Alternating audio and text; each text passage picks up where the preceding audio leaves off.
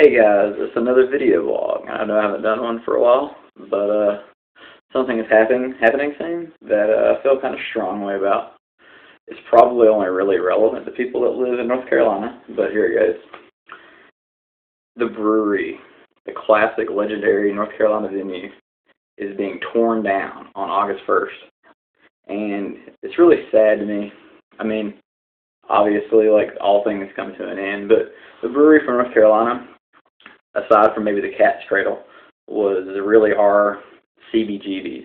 And even the Cat's Cradle couldn't even live up to that standard, in the sense that the Brewery has always been in the same building since, I believe, 1982 or 1983. Cat's Cradle's been in a whole bunch of different places. Cat's Cradle's a great venue too. But no, the Brewery just has so much legacy to it. I mean, it held up the punk movement and the hardcore movement back in the 80s and the early 90s.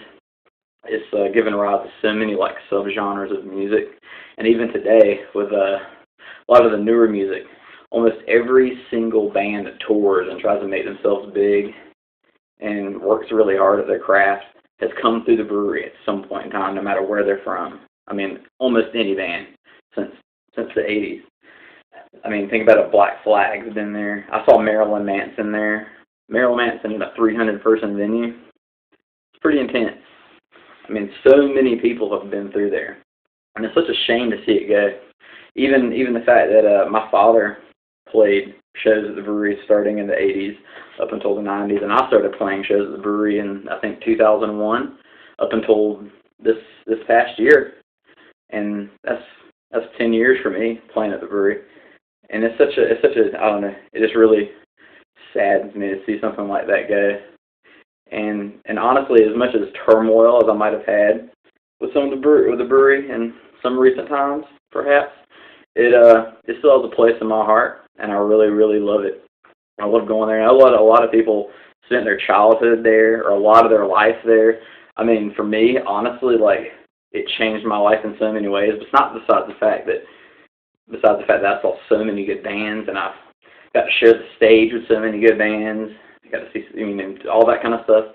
But also, I mean, like, I met people I've dated. I made decisions on my life there. Like, it affected me in dramatic, life-changing ways. And so many times it was a backdrop to many, many parts of my life and a lot of other people's lives. And people that met their husbands and wives there. Excuse me. But, yeah, I don't know. It just sucks, and I don't know. It was just such an interesting venue. It was built for sound. I mean, like, no other venue sounds like it. Not to mention, they always have had a really good sound guy. I remember going in the 90s. They had Jack. He was an incredible sound guy, and then they had Ron and Sid back in recent times, and they're really, really, really good at sound. And that, not to mention, just the building is just something about it. Sounds amazing, and it's one of the only venues I've ever been to that have a bar. That most bar venues, like, people sit at the bar and they can't watch the bands or whatever.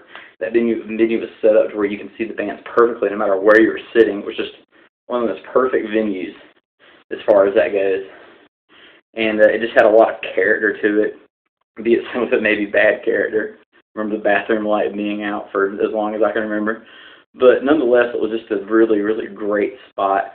And it's always had people that really cared, and a lot of, like, not besides the people that worked there. I remember again with Jack and everybody that worked there back in the 90s and such. And then you have, you know, Tom and Derek and Tyler and Ron and Brandy and all those people that worked there in the past, you know, maybe, what was it, 10 years maybe? It had so much character, and it made a lot of people feel like home, as opposed to a lot of venues that, you know, there weren't a lot of familiar faces. People went in and out and changed owners and moved buildings and all that. So as much as drama as I might have had in the past, I really, really do care. And definitely, like, I think people should compile videos of their times there maybe and put it up. And don't forget the place. I'm going to try to go when it's torn down, maybe get a piece of the wood or something, because, like I said, like, my dad's played there, I played there, and it's just I don't know, it's kind of important to me. I don't know what it is, but something about it. Since music's such an important part of my life, and that was definitely the most important venue that in my life that I've played at. So, sorry I'm getting all sentimental and stuff, but alright. Bye.